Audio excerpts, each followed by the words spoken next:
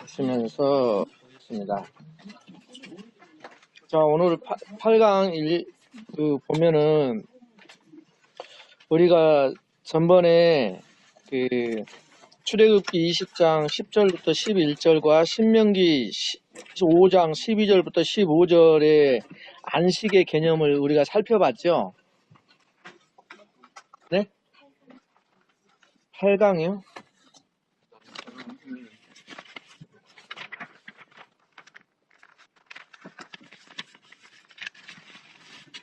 해강이 하나밖에 없는데?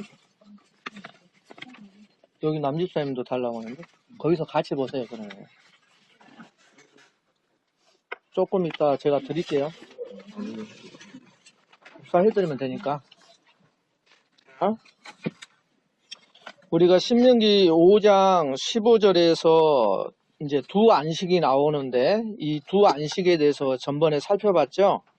그래서 하나는 신명기는 출애굽 후 안식하라 이렇게 명령하고, 출애굽기는 천지창조 후 안식, 우리가 잘 아는 그 안식하라는 그 두 가지 명령이 나오는데, 왜 하나는 출애굽 후 안식이고 하나는 천지창조 후에 안식하라고 이야기하는가? 그것은 창조와 출애굽이 같은 의미를 가지기 때문에 그런 거예요. 그러니까 창조의 사건은 곧 무슨 사건이냐면 구원의 사건이에요. 왜 그러냐면 출애굽이 구원시키는 이야기잖아요. 그래서 창조와 구원은 같다는 이야기예요. 또한 창조의 의미를 하나 더 살펴보려고 합니다. 창조는 구원의 사건이에요. 그러면 또 창조는 우리가 지금 배우는 이 과목에 비추어서 창조는 또 무슨 내용이 숨겨져 있다고 그랬어요? 창조 속에는 성전의 이야기가 숨겨져 있다고 했잖아요. 이게 성전 만드는 이야기란 말입니다. 창조는. 그래서 이 창조는 이제 이 땅의 성전을 만드는데 그 목적이 있는 거예요. 그죠? 그래서 이 땅에 이 세상 우주는 쉽게 말하면 하나님의 거처예요. 하나님이 거하시는 곳. 그것이 바로 성전이거든요. 성전이 뜻이 하나님이 거하시는 집으로 만들어가는 것. 그래서 우리가 하나님으로부터 이제 타락했다는 것은 분리됐다는 의미예요. 분리됐다는 게 우리가 아담과 하와가 죄를 지음으로써 하나님과 분리된 이것을 죽음이라고 하는 거예요. 성경에서 말하는 죽음은 우리 육신의 호흡이 끊어지는 그 죽음을 이야기를 하는 것이 아니라 성경에서 말하는 죽음은 하나님과 분리를 이야기를 하는 거예요. 하나님과 내가 분리가 됐죠, 영적으로. 그럼으로써 우리는 그러면 이 땅을 어떻게 살아가요? 하나님과 분리가 되어버렸으니까 그걸 김세윤 교수님이 참 재밌는 이야기를 드렸어요. 뿌리 뽑힌 한 그루의 나무로 살아가는 거예요. 우리 인생이 이 땅을 살아가면서. 그러니까 나무를 뽑아버렸어요. 그러면 그 뽑힌 나무는 죽은 나무예요, 산 나무예요? 두 가지가 다 있어요. 그대로 놔두면 죽죠, 언젠가는. 자기 양분을 다 사용해버리면 큰 나무 같은 경우는 막 한 달, 두 달, 막 6달까지 가기도 해요. 뿌리가 완전히 뽑혔어도. 그 자기 안에 갖고 있는 그 에너지를 다 사용할 때까지는 살아있는 거예요. 그러나 뿌리 뽑혀 있지만 며칠 뒤에 다시 땅에 근원이 되는 땅 속에 뿌리를 다시 심어주면 다시 살아나잖아요. 그 이야기예요, 그게. 그래서 우리가 하나님께 분리되었다는 것은 내 힘으로 살아간다는 거예요. 내 안에 있는 나의 힘으로만 살아가는 것이 우리 실은 인간의 모습이에요. 이 땅을 살아갈 때 그 이야기를 하고 있는 것입니다. 그래서 우리는 창조는 곧 구원이다. 구원은 또 구속이라고도 말을 해요. 구원과 구속 같은 뜻이에요. 이 구원은 무엇이냐면 원래 의미는 구속한다, 구원한다 의미는 다시 말하면 창조를 회복한다라는 뜻을 갖고 있어요. 그래서 우리가 구원이라고 이야기를 할 때는 창조의 회복, 창조가 하나님의 성전을 만드는 것이라 했잖아요. 또 창조는 출애굽하고 같은 의미이기 때문에 구원이라고 그랬잖아요. 그러니까 창조의 회복, 이걸 성경에서는 다시 새 창조라고 말을 해요. 그리고 또 이 구원은 성전의 회복이라고 말을 할 수가 있어요. 왜 그러냐면 창조가 성전을 짓는 것을 이야기를 하는 거예요. 그러니까 성전이 회복되는 모습, 이것으로도 설명이 돼요. 그래서 구원의 과정은 구원의 과정 있죠. 예수님께서 이 땅에 오셔서 십자가에 죽으시고 부활하시는 이런 구원의 과정, 이런 구원의 과정은 하나님 나라가 임하는 과정으로, 그래서 성경에서 설명을 그렇게 하는 거예요. 내가 하나님 나라가 가까이 왔다 라고 예수님께서 직접 말씀을 하시잖아요. 그 이야기는 구원의 과정을 예수님께서 하시는 모습으로 하나님 나라가 임하는 과정으로 그렇게 설명을 하기 때문에 그렇게 말씀하시는 거예요. 그래서 하나님 나라라는 것은 우리가 잘 알다시피 하나님 나라는 하나님이 통치하시는 것이 가장 중요한 의미라고 했어요. 하나님 나라의 의미에서. 그러니까 하나님의 통치가 점점점 확장이 되는 것, 이 세계에서 점점점 확장이 되는 것, 이것이 하나님 나라의 확장이에요. 그러면 어떻게 해서 확장이 되는가? 우리들을 통해서 확장을 시키죠. 하나님 나라의 백성을 통해서. 또 하나, 또 개인적인 면도 있어요. 내 안에서 하나님 나라가 어떻게 확장이 되는가? 그것은 내 안에서 내가 정말 하나님 말씀에 더 순종하는 영역이 넓어져 갈 때, 이것이 내 안에 하나님 나라가 점점점 확장되어 가는 개인적인 천국의 확장이라고요.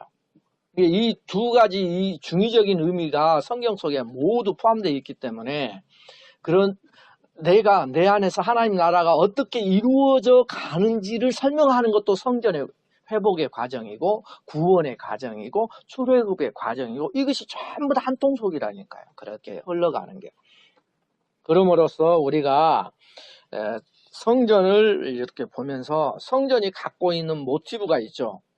그거 한번 보면은 성전의 모티브는 그 첫 장 뒷면에, 첫 장 뒷면으로 넘기셔서 첫 장 뒷면으로 넘기셔 보면, 자, 거기에 1번 성전의 일반적 상징성 나오죠. 성전의 상징성이 바깥들은 사람이 거주할 수 있는 세계, 그죠? 그렇게 표현을 해요. 이게 메타포를 갖고 있는 거예요. 성전 뜰이 갖고 있는, 성전 뜰은 실은 사람이 거주할 수 있는 세계를 말해요. 그래서 이걸 성전의 구분이 3구분을 갖고 있다겠죠. 이 3구분은 또 세 가지 특징을 갖고 있다고 그랬어요. 어떤 것들을 갖고 있냐면 하늘, 땅, 바다. 이 하늘, 땅, 바다, 이 3구조를, 성전의 3구조가 또 가지고서 설명을 해요. 그런 메타포를 지니고 있어요. 또한 성전에는 또 어떤 그 세 가지 메타포를 포함을 하냐면은, 우리가 잘 아는 3층천의 개념, 이것도 성전이 갖고 있어요. 3층천의 개념. 그래서 3층천이라고 하면 1층, 2층, 3층천보다는 그 층을 빼버리고 첫째 하늘, 둘째 하늘, 셋째 하늘로 표현하는 게 더 그 성경이 말하고자 하는 거다 좀 가까운 거예요. 그래서 첫째 하늘, 둘째 하늘, 셋째 하늘, 이렇게. 그래서 우리가 주기도문에 기도할 때 하늘에 계신 우리 아버지여 라고 이야기를 할 때, 그 하늘은 어떤 하늘인지를 감을 이제 우리가 성전 신학을 하면 잡을 수가 있어야 돼요. 하늘에 계신 할 때 우리 눈에 보이는 저 스카이, 구름 떠 있고 이런 스카이, 그 하늘이 아니라 어떤 하늘? 그렇죠. 하나님이 계시는 하늘, 성전의 개념의 하늘을 말을 해요. 왜요? 하나님이 어디에 계셔요? 성전에 계시니까. 그래서 그 하늘은 성전을 말해요. 이해가 되시죠? 그래서 주기도문에 마태복음 6장 9절에 하늘에 계신 우리 아버지 이렇게 이야기했을 때 이 하늘은 헬라어로 우라노스라는 말을 사용을 해요. 헬라어를. 그런데 이 우라노스는 어디에서 그 따온 말이냐면 헬라의 샤마임, 태초에 하나님이 천지를 창조하시니라 할 때 천자가 샤마임이라고 그랬잖아요. 천자가, 하늘 천자가 샤마임이라는 곳에서 말을 한 거예요. 그러나 우라노스도 복수예요. 우라노스도 하늘들, 성경에만 똑똑하게 하늘을 복수로 표현을 해요. 이 땅의 어느 나라 민족의 언어 중에 하늘을 복수로 사용하는 말이 없어요. 어느 나라 언어든 간에. 그런데 성경에만 유일하게 그렇게 하늘을 복수로 사용을 해요. 그래서 우라노스는 샤마임, 창세기 1장 1절에 천지를 창조하시니라, 그 천자가 샤마임이라는 뜻이에요. 샤마임. 그 샤마임 뜻이 재밌어요.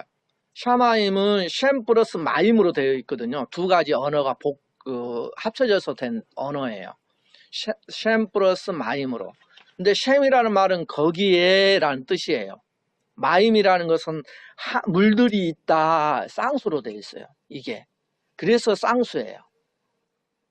쌍수라는 거 알죠? 두 쌍자, 하늘이 두 개로 되어 있다는 거예요. 그래서 거기에 물들이 있다, 이렇게 그걸 셴 플러스 마임을 풀어 해석을 하면 거기에 물들이 있다, 이렇게 해석이 돼요. 근데 거기에 물들이 어떻게 하늘에 물들이 있을까? 물들이 있는 사건이 창세기 1장 2절에 나오잖아요. 그죠? 우리가 창세기 1장 6절부터 8절에 보면 하나님이 궁창 위의 물과 궁창 아래의 물로 나누는 사건이 나오죠. 그죠? 그래서 궁창 위의 물과 아래 물로 나누는 사건, 이 물이 두 물로 나누어지는 사건을 가리켜서 이렇게 샤마임이라는 뜻을 썼어요. 그래서 샤마임이라는 게 그래서 아주 의미가 깊은 거예요. 그러면 우리가 보통 창조과학에서는 윗물과 아랫물을 나눴을 때, 아랫물은 보통 우리가 이제 뭐 이렇게 밑에 지구에 있는 물이지만 윗물은 뭐 구름 뭐 그런 것으로 따지거든요. 그런데 에베레스트 산이 우리 지구상에서 가장 높잖아요. 그러면 물 갖고 에베레스트 산 올라가면 꼭대기 안 가서도 어떻게 돼요? 다 얼어버리잖아요. 그러니까 과학적으로 그걸 설명하면 말이 안 맞는 거예요. 과학적으로 또. 다 얼어버리면 다 떨어지지, 그게. 그래서 이 두 물은, 윗물과 아랫물은 좀 다른 특징을 갖고 있어요. 그게 뭐냐면 윗물은 보이지 않는 물을 말하고요. 아랫물은 바다를 말해요. 바다. 윗물은 그래서 보이지 않는 물, 이것은 성경에서 물이 상징하고 있는 것이 아주 가장 강하게 상징하고 있는 게 뭔지 아십니까? 혹시? 물 하면 말씀으로 상징을 해요. 물이. 그래서 에스겔 선지자가 성전에서 그 물이 흘러나와서 이렇게 뭐 발목부터 차가지고 쭉 차는 이야기 있잖아요. 예, 그 말씀이 온 세계를 그렇게 차고 넘치게 하는 그런 시대를 바라보고 에스겔이 그 환상을 본 거죠. 그래서 이러한 것들이 있는데 윗물과 아랫물로 이렇게 그 나눈 것처럼 그 하늘도 재밌는 게 있어요. 하늘이 성경에서 단수로 쓰일 때가 있고 쌍수로 쓰일 때가 있어요. 우리가 쌍수로 쓰인 것은 지금 계속해서 설명을 드린 것이 쌍수의 개념인데, 단수로 쓰일 때는 언제 쓰이냐면 성전이나 하나님을 뜻할 때 단수로 써요. 성경에서 그 용례를 살펴보면 성전이나 하나님을 뜻할 때 단수로 사용한다고 해서 그 하늘을. 쌍수로 사용할 때는 언제 사용을 많이 하냐면 하늘을 쌍수로 사용할 때 진리가 된 사람들, 이걸 나타낼 때 쌍수로 하늘을 사용을 해요. 쌍수를. 그러니까 진리가 된 사람이 되려고 하면은 실은 우리가 진리가 아니잖아요. 누구를 만난다는 거예요? 진리이신 예수 그리스도, 진리이신 성령님의 말씀과 하나가 될 때 이 하늘이라는 말을 또 이렇게 사람을 가리켜서 사용을 해요. 왜 그러면 사람을 가리켜서 그렇게 사용할까? 이런 생각이 들지요. 왜 사람을 향해서 그런 것을 사용을 해요? 하늘이라는 것을 쌍수로 사용하고 이렇게? 그 이유는 딱 하나예요. 우리가 알다시피 성전은 세 가지로 나눌 수가 있잖아요. 그죠? 하늘 성전, 또 우리 하나님이 직접 명령하신 성전, 또 최종 목표가 뭐라 했어요? 우리 성전. 사람을 성전으로 삼고자 하는 것이 가장 최종 목표라 했잖아요. 그러니까 내가 성전이 되는 거예요. 그래서 내가 성전이 되는 것을 쌍수로 표현할 때는 진리가 된, 진리 안에 들어간 진리이신 예수 그리스도와 하나가 된 사람을 나타낼 때 쌍수를 하늘 개념으로 사용을 해요. 이런 것들을 쭉 이렇게 살펴보면 이 성전의 개념이 갖고 있는 이 상징성이 아주 풍성하고 여러 가지로 사용된다는 것을 알 수가 있어요. 그래서 우리가 성전의 처음에 바깥들은 사람이 거주할 수 있는 세계, 그 다음에 성소는 이번에 하늘을 상징한다고 그랬죠. 보이는 하늘. 그리고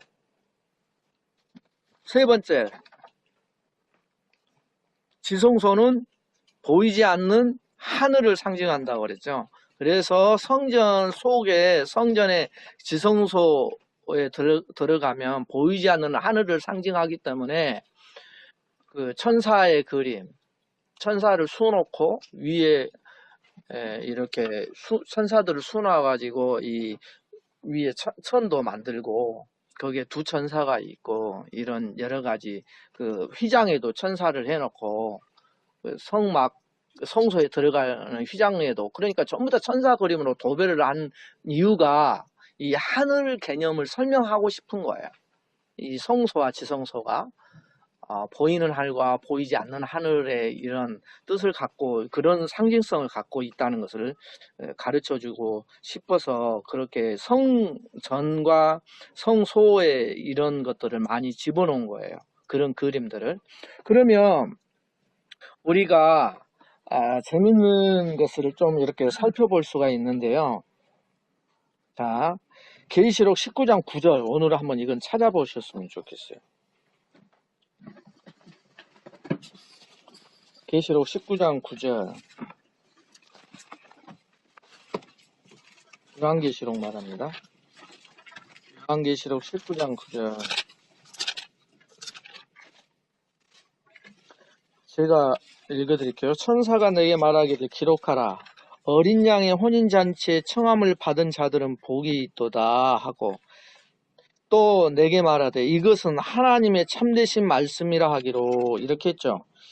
그래서 19장, 20장부터는 천년왕국이 시작되는 이렇게 이야기를 하고 21장부터는 새하늘과 새 땅 이야기하는데 19장에 어린 양의 혼인잔치거든요. 그러니까 우리가 결혼으로 시작해서 결혼으로 또 성경이 그 마무리를 시킨다고 그랬잖아요. 그래서 여기에 보면 결혼으로 마무리를 하는데 천사가 어린 양의 혼인잔치에 청함을 받은 자들은 복이 있도다 하고 또 내게 말하되 이것은 하나님의 참되신 말씀이라 이래가지고 이것은 이라고 이야기를 해놨잖아요. 그죠? 근데 이것은을 이렇게 살펴보면 거기가 남성 주격 복수예요. 그러니까 번역을 약간 헷갈리게 해놨어요. 이것은이 아니라 남성 주격 복수니까 어떻게 해야 되겠어요? 이것이 아니라 사람이니까 이들은 이렇게 실은 표현을 해야 돼요. 이들은 그러니까 이들은 누구예요? 뭘 받는 거예요? 이게 혼인잔치에 청함 받은 자들을 받는 거거든요, 실은. 혼인잔치에 청함을 받은 자들은 복이 있도다. 이 혼인잔치에 청함 받은 자들은 하나님의 참되신 말씀이라, 이런 뜻이에요. 우리가 말씀이래요. 그래서 아까 그 말씀 이야기를 해드린 거예요. 연결이 되시죠? 그래서 우리가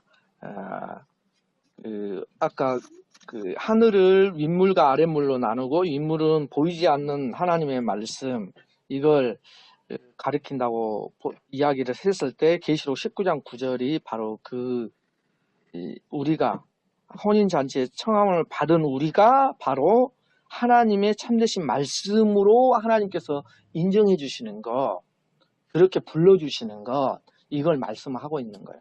그래서 우리가 그리스도의 말씀 안에, 성령님이 깨닫게 하는 말씀 안에 들어가 있을 때 이런 참되신 말씀으로 우리가 뭐가 돼야 돼요?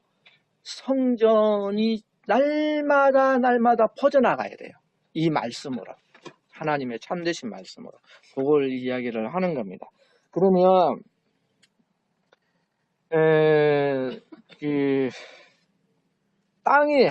그러면 성전의 개념을 아까 세 가지 메타포로 나눌 수 있다겠어요?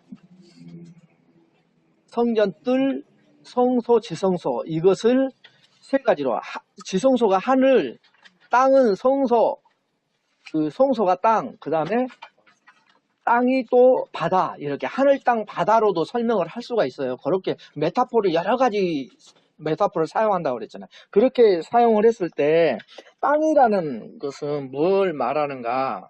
자, 땅이라는 말은 호게라는 말을 사용해요. 히브리에서는 에레츠, 땅을 말하죠. 그래서 실은 성전의 개념에서 하늘과 땅은 원래는 뭐 하는 거예요? 하늘과 땅은 하나님이 계시는 성전의 개념으로 사용을 하죠. 우리 이사에서 살펴봤잖아요. 하늘은 하나님의 보좌 삼고 땅은 그의 발등상 삼으신다고. 그죠? 그래서 하늘과 땅은 하나님이 거하시는 땅으로서, 성전으로서 이야기를 할 때 이 땅의 의미가 있는 거예요. 그러면 아까 말한 것처럼 하늘도 성전이잖아요. 그러면 그죠? 또 땅도 성전이에요. 그러면 똑같은 성전이냐? 그게 아니라 하늘은 하늘적 성전을 말해요. 땅은 땅적 성전. 그러므로 땅적 성전이라는 것은, 우리가 하늘적 성전이라는 것은 하나님을 100% 우리가 알지는 못하잖아요.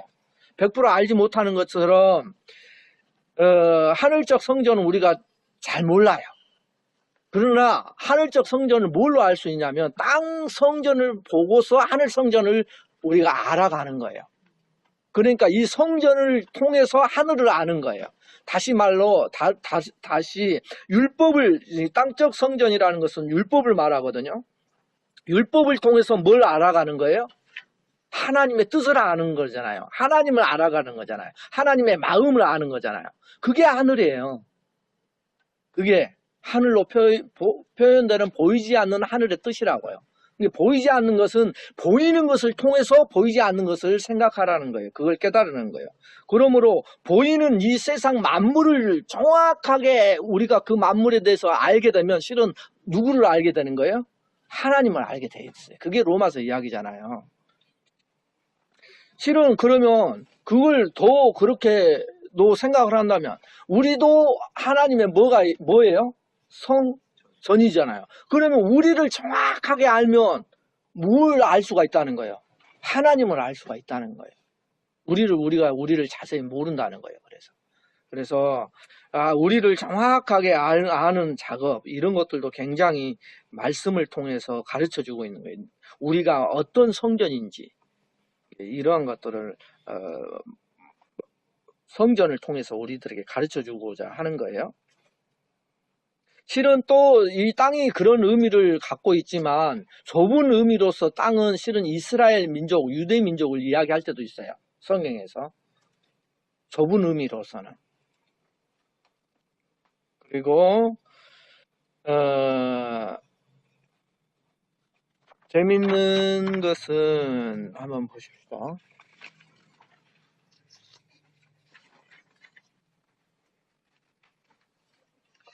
우리가 첫째 날 창세기 1장 2절에 땅이 혼돈하고 공허하며 흑암은 깊음이 있고 하나님의 신은 수면에 운행하시니라. 이것이 또 의미하는 게 에레미야 4장 19절부터 22절, 특히 23절에 19절부터 쭉 읽어보면 23절에 그 내용이 그대로 나와요. 땅은 혼돈하고 공허하며 이 말로. 그러니까 이 땅은, 이 에레미야 선지자가 사용했던 이 땅은 에레미야 4장 19절부터 23절까지 읽어보면 누구에 대한 이야기냐면 이스라엘에 대한 이야기예요. 그러니까 땅이 혼돈하고 공허한다는 것은 이스라엘의 상태를 그렇게 표현한 거예요. 그러니까 좁은 의미로 봤을 때 땅은 유대 민족 이스라엘을 뜻하기도 한다는 거예요. 그래서 그 다음에 우리가 지금 하나는 하늘 배웠죠. 지금 땅 이야기 했죠. 그 다음에 세 번째 남은 게 뭐예요? 바다죠. 바다는 성경에서 상징성 메타포를 뭘로 많이 하냐면 사망의 물결, 이걸 바다로 이야기하고, 이방 민족이 많잖아요. 이스라엘 민족보다 어마어마하게 더 크고 많잖아요. 그래서 이방 민족이 이스라엘 민족을 쳐들어오고 이방 민족끼리 싸우는 장면을 바다 물결이 요동치는 것으로 자주 설명을 해요. 그래서 바다는 실은 그 이방 민족을 설명할 때, 이방 대적들 이런 것들을 설명할 때 바다로 표현을 성경에서 많이 하고 있어요. 그러면 재밌는 게 성전의 개념이 왜 이렇게 재미냐 하면은, 우리가 계시록 한번 13장 1절 한번 봐보실래요? 계시록은 펴 있죠? 13장 1절 한번 봐보세요. 이게 왜 하늘, 땅, 바다가 중요한지를 설명하는 거예요. 계시록 13장 1절 보면 다 피셨죠? 같이 한번 읽어봐요. 시작. 내가 보니 바다에서 한 짐승이 나오는데 뿔이 10이요 머리가 7이라. 그 뿔에는 10 왕관이 있고 그 머리들에는 신성 모독하는 이름들이 있더라. 그래가지고 13장 1절을 보면은 어디에서 짐승이 올라와요? 바다에서 올라오죠. 그죠? 지금 바다에서 올라오는 짐승이에요. 그러면 11절에 한번 또 같이 읽어봐요. 13장 11절 시작. 내가 봄에 또 다른 짐승이 어디에서 올라와요? 땅에서 올라오니 어린 양같이 두 뿔이 있고 용처럼 말하더라. 그래가지고 두 짐승이 나오잖아요. 두 짐승이, 하나는 1절에서는 13장 1절에서는 바다에서 올라오고, 그죠? 하나는 땅에서 올라와요. 11절에서는. 근데 이 바다에서 올라오는 짐승은 10뿔이 있고 뭐예요? 머리가 7이죠.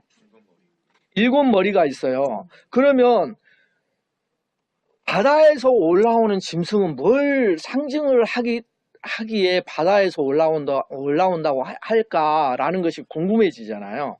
그러면 우리가 뭘 알면 정확하게 이걸 연결을 시킬 수 있냐면 성전을 알면 연결을 시킬 수 있어요. 우리가 성전의 이 세 부분의 메타포가 지금 하늘, 땅, 바다로 구분이 된다고 했잖아요. 그래서 우리가 바다, 방금 배울 때 바다는 대부분 성경에서 누구를 상징한다고 그랬어요? 이방 민족을 상징한다고 했잖아요. 그러면 이방 민족에서, 바다가 이방 민족을 상징하면 이방 민족에서 10뿔을 가지고 7머리 가졌다는 것은, 성경에서 뿔의 개념은 어떤 상징을 갖고 있어요? 뿔의 개념은 힘, 권력, 권세, 또 이제 이 뿔의 개념이 또 그 구원의 개념하고 또 연결이 돼요. 왜 그냥 힘이 있고 능력이 있고 권세가 있어야지 구원을 하니까 거기까지 연결이 돼요. 그런데 이 10뿔이니까 이 바다에서 나오는 이 짐승의 힘과 권세는 얼마나 크냐, 이걸 말하는 거예요. 그러면 이때 당시에, 성경이 기록될 당시에 이방 세계 중에서 유대인이 아닌 다른 민족, 이방 민족이잖아요. 이방 민족 중에서 가장 권력이, 힘이 센 민족은 어느 나라예요? 로마. 세계를 정복한 로마. 그 로마를 이야기를 하는 거예요. 그런데 11절에서는 이 또 짐승이 나오는데 어디서 올라와요? 성전의 메타포에서 하늘, 땅, 바다에서, 바다는 이방 민족을 뜻, 땅은 어디를 뜻한다고 그랬어요, 아까? 예, 이스라엘, 유대 민족을 뜻한다 했잖아요. 그러면 유대 민족 속에서 짐승이 올라오는데 두 뿔을 가졌대. 그런데 이 두 뿔을 가진 짐승의 특징이 있죠. 어린 양같이 두 뿔이 있어. 그러니까 이 힘을 가졌는데 어린 양 흉내를 내는 거예요. 또 하나, 용처럼 말을 하더라. 그러니까 용처럼 말을 한다는 것은 그거 가지고 그 자기들이 하는 말이 굉장히 권력을 갖고 있고 힘이 있다는 거예요. 그러면 땅에서 올라온 이 그 짐승은 누구를 메타포를 하겠어요? 누구를 상징하겠어요? 유대 민족에서 일단 올라오겠죠. 유대 민족 중에서 이런 힘을 가진 자가 누구였어요, 당시에? 아니, 예수님 죽인 그것들, 예, 바리새인, 서기관, 그러니까 다른 말로 유대 민족주의자예요. 유대주의자들이에요. 그들을 이렇게 설명을 해요. 실은 그래서 이 성전의 개념을 이렇게 파헤치다 보면 계시록이 저절로 풀려요. 아, 그래서 바다에서 올라오는 짐승을 이렇게 표현했고, 성전에서, 유대 민족 중에서 올라오는 민족이요, 예수님 흉내내잖아요. 복음 흉내내잖아요. 그러면서 용처럼 완전히 그 진리를 섞어버리잖아요. 그들을 이렇게 계시록에서 이렇게 설명을 해 나가는 거예요. 그래서 이 성전의 이런 메타포, 성전을 잘 배우는 것이 성경 전체를 풀어나가는 핵심 키가 될 수가 있습니다. 그러면 오늘 그 새벽 기도에 오신 분은 좀 잘 아시겠지만 우리가 잊지 말아야 될 것이 있어요. 왜 그러냐면 성전의 개념하고 포함이 되거든요. 새벽 기도 때는 그 이야기는 제가 뺐어요. 우리 성전 신학 할 때 이야기를 하려고. 왜 그러냐면 성전 신학을 공부하지 않으면 그게 헷갈릴 수가 있거든요. 이게 무슨 이야기냐면 한번 보십시오. 계시록을 폈으니까 21장 봐보세요. 계시록 21장 1절부터 2절 한번 봐보세요. 계시록 21장 1절부터 2절 시작. 또 내가 새 하늘과 새 땅을 보니 처음 하늘과 처음 땅이 없어졌고 바다도 다시 있지 않더라. 또 내가 보매 거룩한 성 새 예루살렘이 하나님께로부터 하늘에서 내려오니 그 준비한 것이 신부가 남편을 위하여 단장한 것 같더라 라고 이야기를 하죠.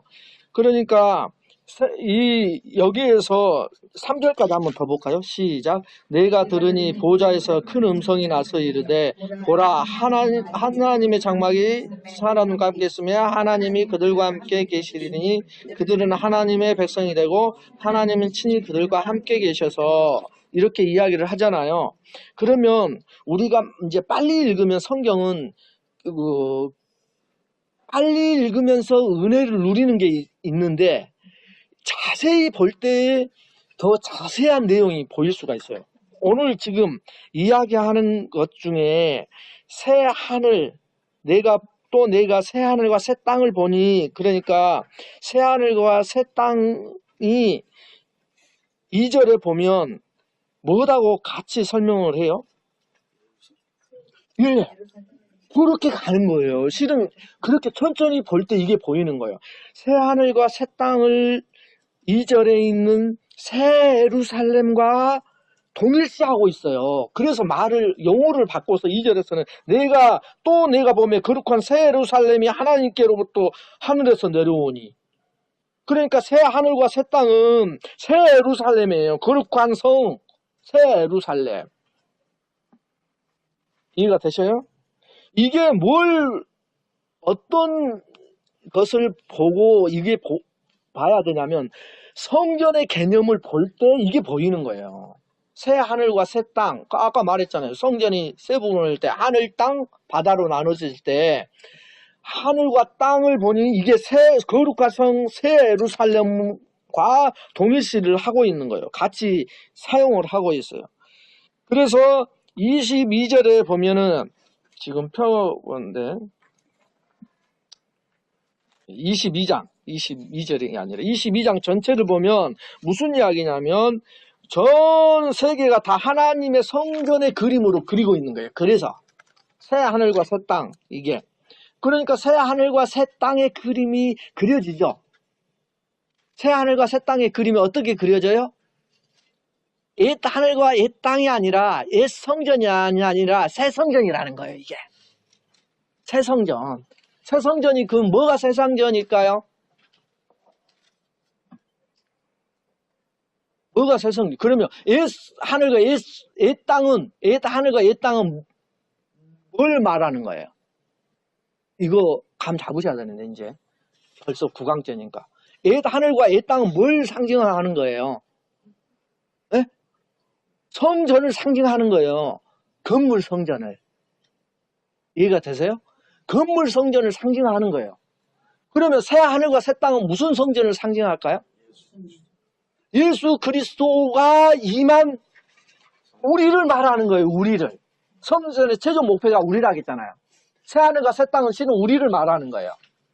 그래서 새 하늘과 새 땅이 된 자들은 예수 그리스도가 참 성전인 예수 그리스도가 우리 안에 임하신 자, 그가 새 하늘과 새 땅이 되는 거예요. 물리적으로도 이게 지금 현재 우리가 가시적으로 보이는 하늘과 보이지 않는 하늘이 합쳐지는 거 아닙니까? 그 말씀이 문자적으로 보면. 그거 이제 진짜 이렇게 물리적인 세계하고 합쳐지는 게 아니라 임하신다고 표현하는 게 조금 가시적인 하늘에 그렇죠. 가시적인 하늘에 보이지 않는 하나님이 임하시는 거예요. 그렇죠. 하나가 되는 거. 하나가 되는 거. 이게 지금 그래서 새 하늘과 새 땅 했을 때 그냥 어떻게 우리가 생각을 하냐면 새 하늘과 새 땅 하면 이게 종말에 있을 사건이니까 뭘로 생각을 해요? 옛 하늘과 옛 땅은 다 그것도 찾아봐야지 재밌어. 그냥 이야기를 하면 재미가 없으니까 한번 찾아봅시다. 그러면 새 하늘과 새 땅의 의미를 한번 보십시다. 고린도 후서 5장 17절 한번 봐봐요. 고린도 후서 5장 17절. 자, 찾으셨죠? 같이 한번 읽어요. 시작. 그런즉 누구든지 그리스도 안에 있으면 새로운 피조물이라. 이전 것은 지나갔으니 보라 새 것이 되었도다. 이렇게 이야기를 하죠. 그러면 여기에서 새로운 피조물은 누가 새로운 피조물이에요? 그렇죠. 그리스도 안에 있는 자들, 그리스도 안에 있는 자, 우리 쉽게 말해서 예수 그리스도를 믿는 자들은 새로운 피조물이 된 거예요. 그러면 한번 물어볼게요. 그러면 우리는 지금 현재 우리는 예수 믿어요, 안 믿어요? 믿어요. 그러니까 우리는 무슨 피조물이에요? 새로운 피조물이요. 그럼 새로운 피조물이라면 한번 물어볼게요. 뭐가 새롭다는 거예요?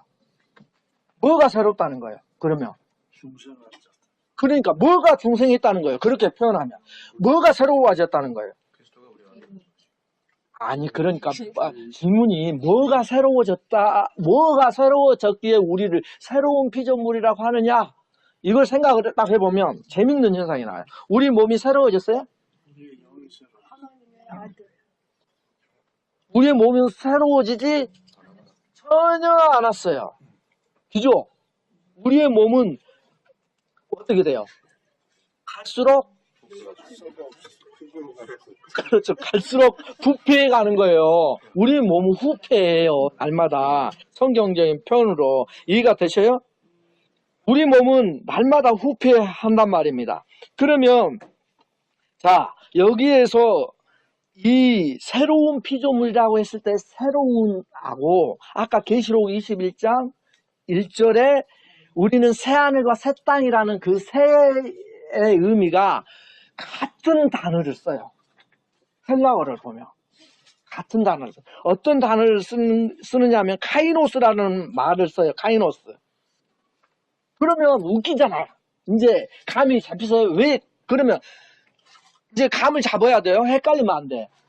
계시록 21장 1절에 보면 새 하늘과 새 땅이라는 것이 보면 요거다고 고린도후서 지금 5장 17절에 있는 새로운 피조물이 이 새 자가 같대요. 그거예요, 그거. 우리 생존으로 그러니까 우리가 새로운 피조물이 되었다는 것을 우리는 이해는 쉽게 하잖아요, 지금. 우리가 새롭게 됐다는 것은. 영적으로 새롭게 됐고 그리스도가 내 안에 임하셔서 우리는 새 성전이 됐어요. 그래서 여기에서 이 새가 같다면 또 재밌는 게 있어요. 베드로후서 3장 1절에도 우리는 그의 약속대로 의가 있는 곳인 새하늘과 새 땅을 바라보도다 그랬잖아요. 새하늘과 새 땅을 바라본대요. 베드로후서 3장 1절에 보면은 새하늘과 새 땅을 바라보는데 그건 뭐라 하냐면 의가 있는 곳이 새하늘과 새 땅이에요. 베드로후서의 표현을 보면은 그죠? 의가 있는 곳이 새하늘과 새 땅이에요. 그러니까 새하늘과 새 땅이 뭐가 아니라는 것이 자꾸 머릿속에 들어오게 됐어요. 눈에 보이는 그렇죠. 자, 봐보십시오. 헬라에는 이 새롭다는 단어가 두 개가 나와요. 하나는 네오스, 하나는 카이노스. 카이노스가 지금 사용하고 있는 단어예요. 그러면 네오스라는 의미는 언제 사용하냐? 이것도 새로운이란 뜻인데 시간적 물리적인 새로움을 말할 때는 네오스를 써요. 시간적 물리적인 새로움. 이것은 영어 단어의 뉴스에서 여기에서 뉴스가 나온 거예요. 영어 단어의 뉴스. 네오스에서 뉴스가 나온 거예요. 그러면 재밌는 게 네오스는 어떤 새로움을 갖고 있냐면 이 네오스는 시간이 흐르면 낡아지고 쇠퇴해서 사라지어 가는 그런 새로움이에요. 처음에는 새 것이야. 그런데 시간이 갈수록 사라지고 쇠퇴해 가는 것이야. 이해가 되시죠? 이게 새 물건 할 때 그걸 사용하는 거예요. 이해가 되시죠? 그런데 우리가 지금 계시록 21장에 새 하늘과 새 땅, 그 다음에 고린도후서의 새로운 피조물이 똑같은 새자 카이노스를 사용한다고 했잖아요. 이 카이노스는 시간적 물리적인 새로움이 아니라 영적이며 영원한 새로움을 의미해요.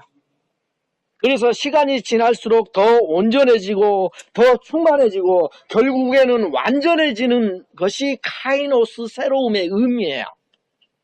이해가 되시죠?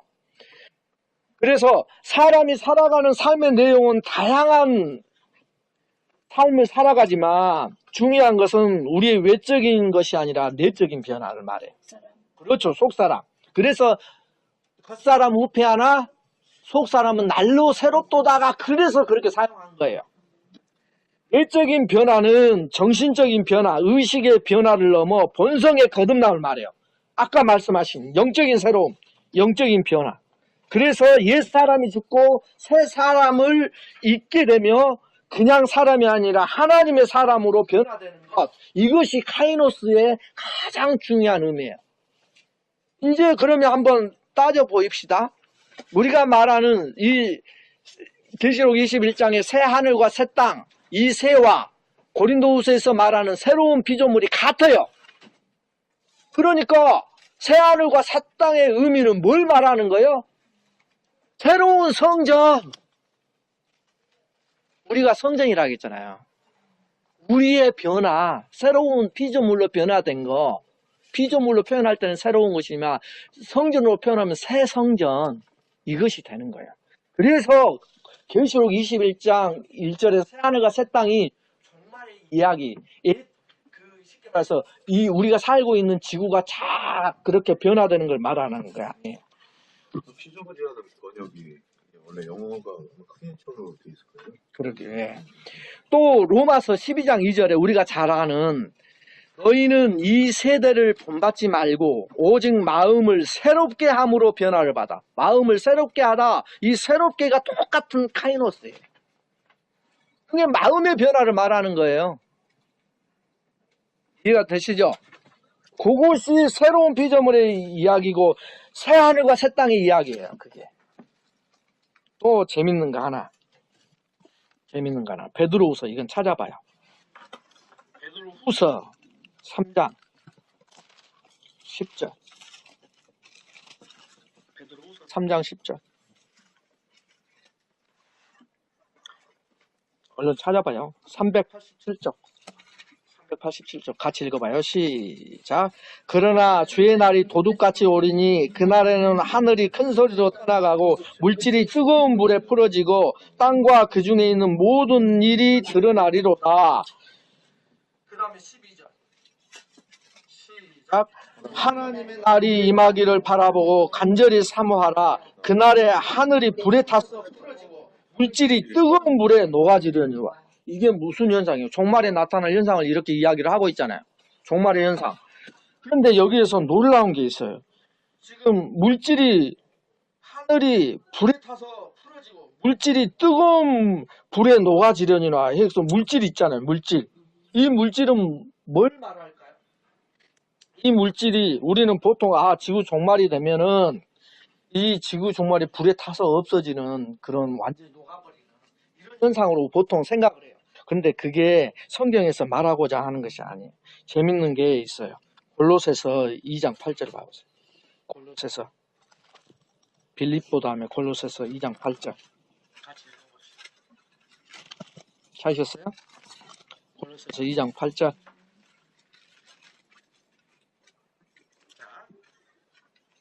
326쪽 골로새서 2장 8절 시작.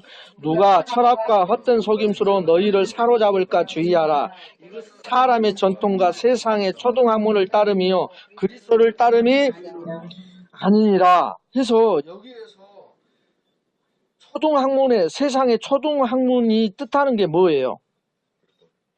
초등학문이 뜻하는 게 뭐예요? 여기서 말하는 것은 철학과 속임수를 말하죠. 그러니까 세상의 철학이 초등학문이라고 말하고 있는 거예요. 그래 안 그래요? 그죠? 그러면 또 갈라디아서 4장 9절 한번 봐보세요. 4장 9절 4장 3절 이건 아니네. 갈라디아서구나. 갈라디아 4장 3절 시작. 이 초등학문 아래에 있어서 종로. 그러니까 초등학문을 뭘로 표현해요? 이 세상. 그렇죠. 이 세상의 가르침 학문 지식 이런 것들을 초등학문으로 표현을 하잖아요. 근데 이 초등학문의 뜻이 뭘로 되어 있냐면 스토이케이아라는 헬라어로 되어 있어요. 스토이케이아. 근데 이 초등학문의 뜻이 아까 우리가 보았던 베드로후서 3장 10절 12절에 물질이 뜨거운 물에 풀어지고 했을 때 물질이 바로 스토이케이아예요. 똑같은 말로 사용했어요. 그러면 물질이 뜨거운 물에 풀어진다 이 말은 뭘로 해석을 해야 되겠어요? 초등학문이 다 박살나고 사라진다는 거예요. 초등학문은 또한 뭘로 표현을 하냐면 세상 학문도 초등학문이지만 히브리서 5장 12절에 보세요. 히브리서 5장 12절 히브리서 5장 12절 자, 같이 읽어봐요. 히브리서 5장 12절 시작. 때가 오래되었으므로 너희가 마땅히 선생이 되었을 터인데 너희가 다시 하나님의 말씀의 초보에 대하여 누구에서 가르침을 받아야 할 처지이니 단단한 음식은 못 먹고 젖이나 먹어야 할 처지가 되었도다. 여기에서 무슨 초보로 나와요? 하나님의 말씀의 초보. 말씀의 초보를 스토이케이아 똑같은 초등학문으로 사용해요. 이해가 되시죠? 예? 그러면 이 말씀의 초보, 세상의 초등학문이 바로 스토이케이아인데 이것이 바로 베드로후서 종말에 나타나는 물질이 뜨거운 물에 어떻게 돼요? 풀어지는 이것을 설명할 때 거기에 사용돼요. 그러니까 실은 율법이 그렇게 실은 폐지되는 걸 말해요. 앳 언약이 파괴되는 걸 말하는 거예요. 실은 종말의 이야기가. 그러니까 이것은 뭘 상징을 하겠어요? 결국은 물질이 풀어진다는 것은 아까 초등학문이 완전히 박살나는 거, 그 다음에 율법이 완전히 앳 언약이 깨지는 걸 말하잖아요. 그러면 이건 뭘 말해요? 베드로후서에서 물질이 풀어진다는 이 개념은 뭘 이야기를 할까요? 율법의 총화가 뭐예요? 율법의 모든 율법을 모아놓은 게 어디 있어요? 십계명은 이제 거기에 다 들어있는 내용인데, 그걸 우리는 눈으로 보이는 걸로 해놨다 했잖아요. 그게 뭐라고? 눈으로 보이는 율법의 총화. 성전이에요. 성전이 율법을 풀이해 놓은 거라 했잖아요. 그러니까 이 성전이 그렇게 어떻게 돼버리는 거? 뜨거운 불에 풀어 녹아져 없어지는 거. 그게 무슨 현상이에요? 이게 종말의 현상으로 이야기를 하고 있는 거예요. 그 종말은 누가 예언한 거예요? 예수 그리스도께서 예언한 거예요. 누가복음에 21장. 누가복음 21장 전체 내용이 성전 파괴 예언이거든요. 그렇게 성전이 파괴돼 버리는 것을 종말로 인식을 한 거예요. 종말로. 왜 그러냐면 유대인들은 성전은 파괴될 거라고 믿었어요? 안 믿었어요? 안 믿었어요. 왜? 하나님이 계시는 곳이니까. 하나님은 질 수 있어요? 없어요? 하나님은 절대 질 수 없는 하나님이시잖아요. 만약에 진다고 하면 그 하나님이 아니죠. 그렇기 때문에 시온으로 생각하는 거예요. 승리 항상. 그런데 하나님이 계신 곳이 성전인데 성전이 파괴된다는 것은, 그래서 유대인들 사상 속에는 성전이 파괴되는 것은 뭐가 온다고 생각을 해요? 종말이 온다고 생각을 한 거예요. 그래서 유대인들은 성전 파괴는 이 세상의 종말로 생각을 한 거예요. 그래서 계시록 개념이 아까 우리가 배웠던 계시록 21장 1, 2절에 새 하늘과 새 땅을 바라보니 그 이야기가 그래서 종말의 개념에서 사용한 건데, 실은 그게 성전 개념에서 보면 더 선명해요. 실은.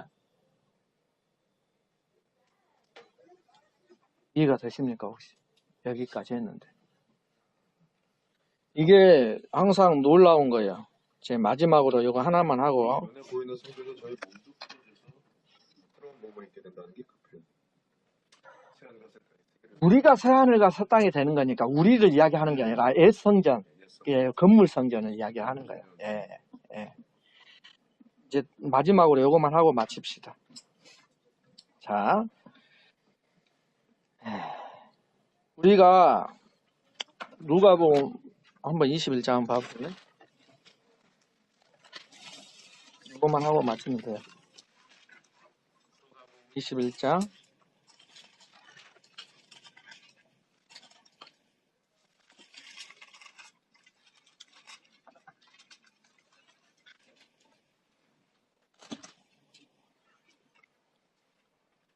36절. 21장 전체가 성전 파괴에 대한 이야기거든요. 이게 성전 파괴의 관점으로 보세요. 이거. 그럼 설명해줘. 36절 같이 한번 읽어보요. 시작. 이러므로 너희는 장차 올 이 모든 일을 능히 패하고 인자 앞에서 서도록 항상 기도하며 깨어있으라. 우리가 이제 그러면 종말을 어떻게 준비할 것인가에 대해서 항상 기도하며 깨어있으라고 그랬잖아요. 그죠? 그러면 우리가 항상 깨어있으려면 쉬지 말고 기도해야 돼요. 그죠? 쉬지 말고 기도하는 것이 항상 깨어있는 방법이거든요. 그런데 여기서 기도하다 이 말이 헬라어로 데오마이라는 뜻이에요. 데오마이.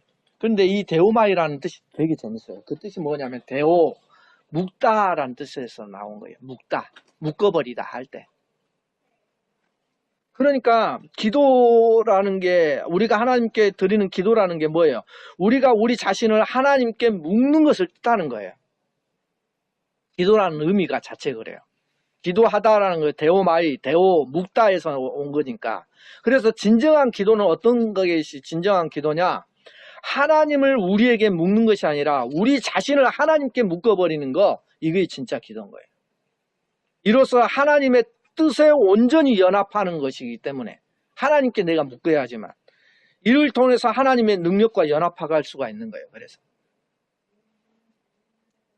이사야 40장 31절에 오직 여호와를 앙망하는 자는 새 힘을 얻으리니 독수리가 날개치며 올라가면 같을 것이요 다른 박질 하여도 곤비하지 아니하겠고 걸어가도 피곤하지 아니하리라. 이렇게 쓸 때 여기에서 여호와를 앙모하다 있죠. 앙모하다, 앙망하다.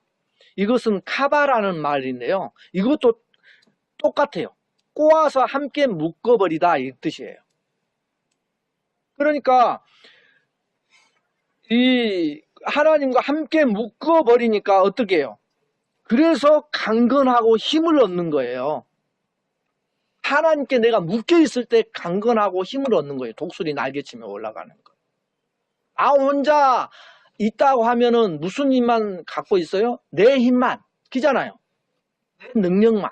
그러나 하나님께 묶어버리는 자는, 그러니까 하나님을 여호와를 앙모하는 자는 이것보다는 더 실감나게 한다면 하나님께 내가 묶여버린 자는 어떻게 해요?